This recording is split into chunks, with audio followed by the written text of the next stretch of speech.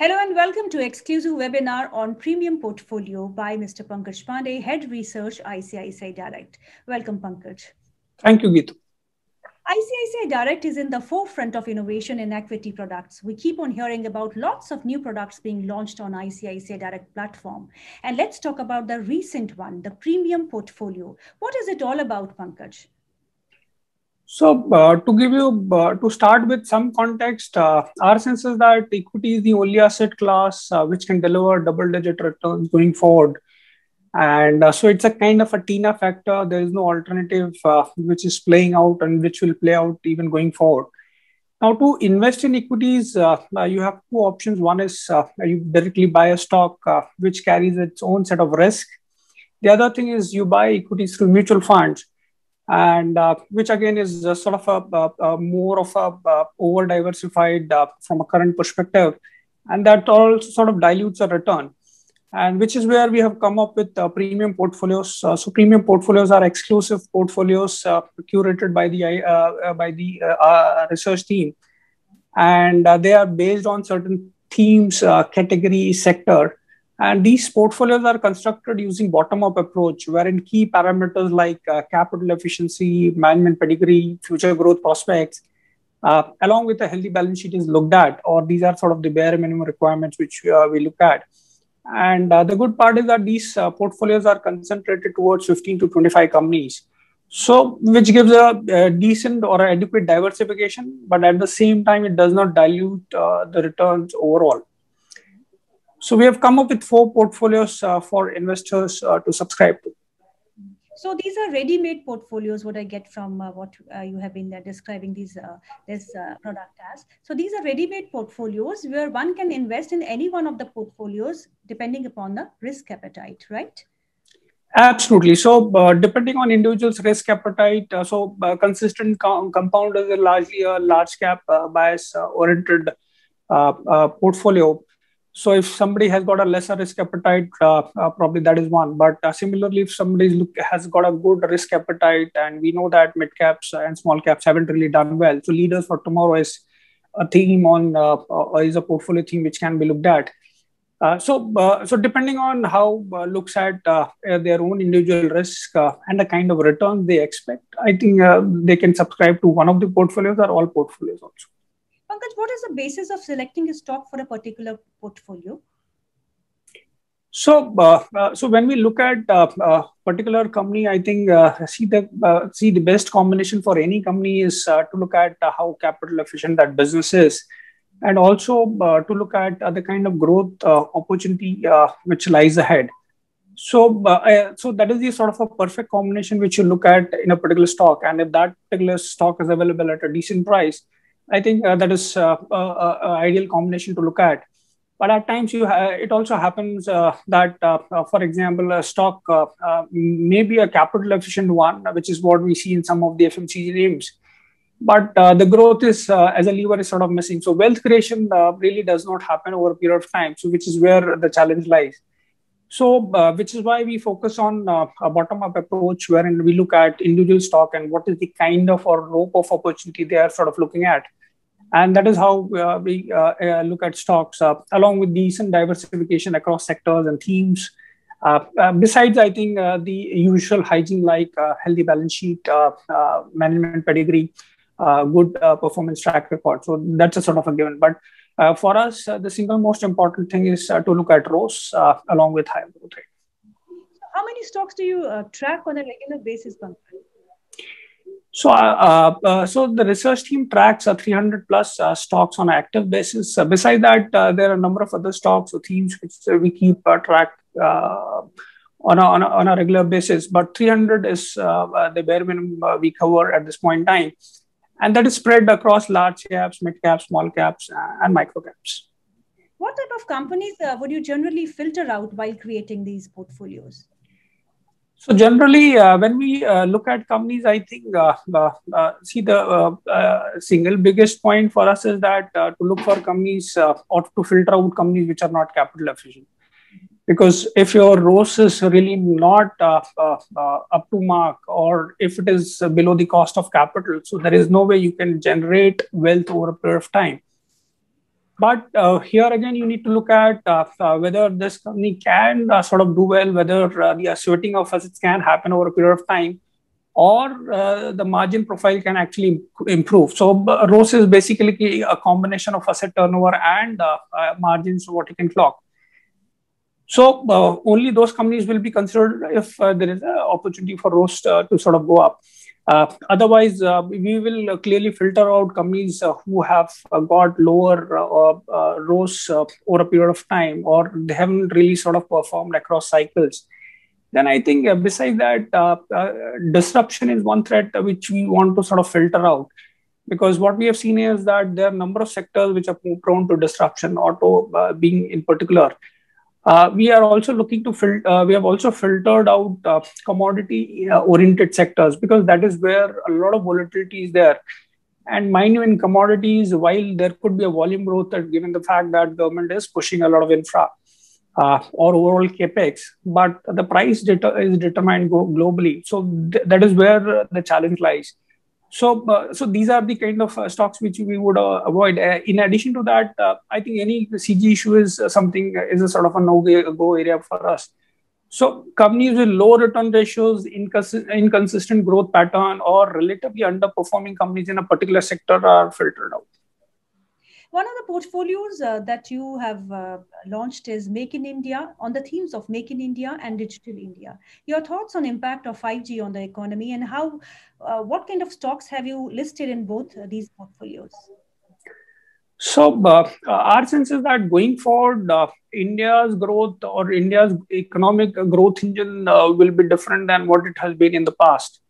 And I think that is what is sort of getting reflected in the Nifty constituents as well. And our sense is that that might change going forward as well.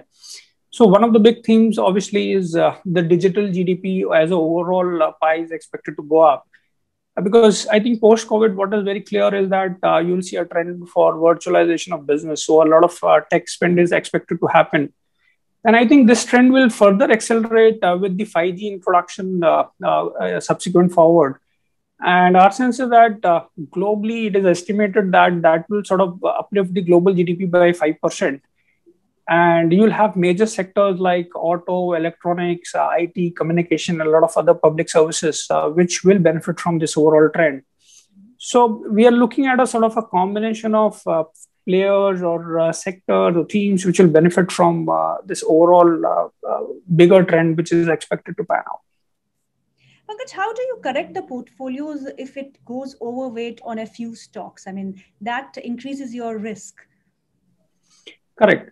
So while we construct the portfolios, we have an internal benchmark of not taking less than 3%. And whenever there is a performance in the stock, so we would look at or we would allow the appreciation to happen till 10%. And after that, there are two options. One, you either book profit and allocate that amount to some other new stock or new opportunity which you would have identified. Or in case if there is some stock which we feel that is sort of undervalued, so that is where the allocation will go.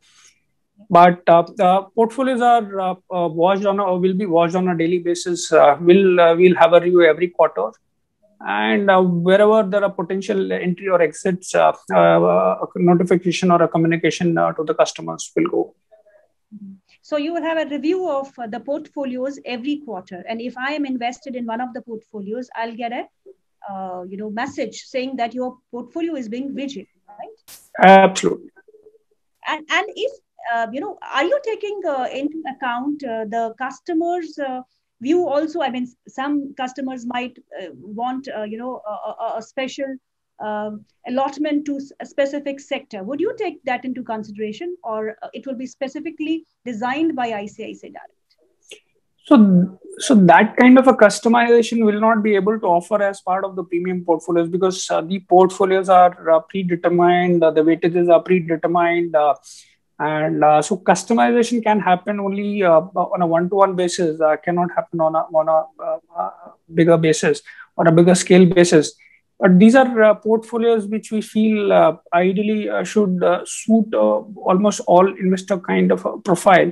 So depending on the risk appetite or depending on the kind of themes an individual is liking, I think I'm quite sure that people will find or will be able to connect to some of these portfolios which we have offered.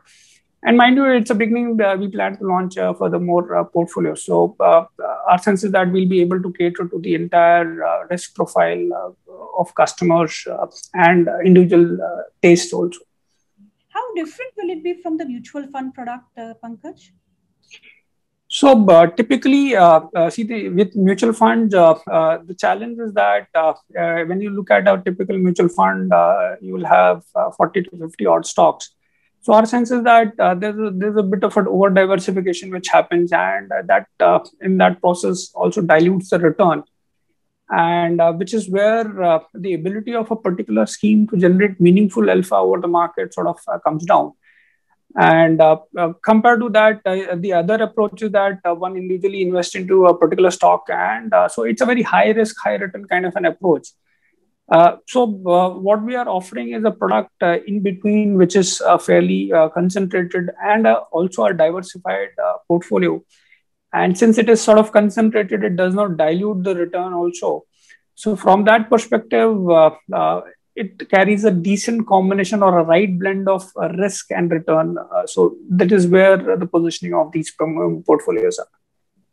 As I understand, one of your portfolio is Leaders of Tomorrow, which is basically based on the small caps. Why do you think that small caps are going to outperform going forward? So one is, I think the economic context is needs to be seen. So what we have seen is that the broader leading economic indicators are pointing towards a stronger economy going forward. And we have seen that large caps have already done well. I think mid caps and small caps is something which is yet to sort of catch up to the large caps.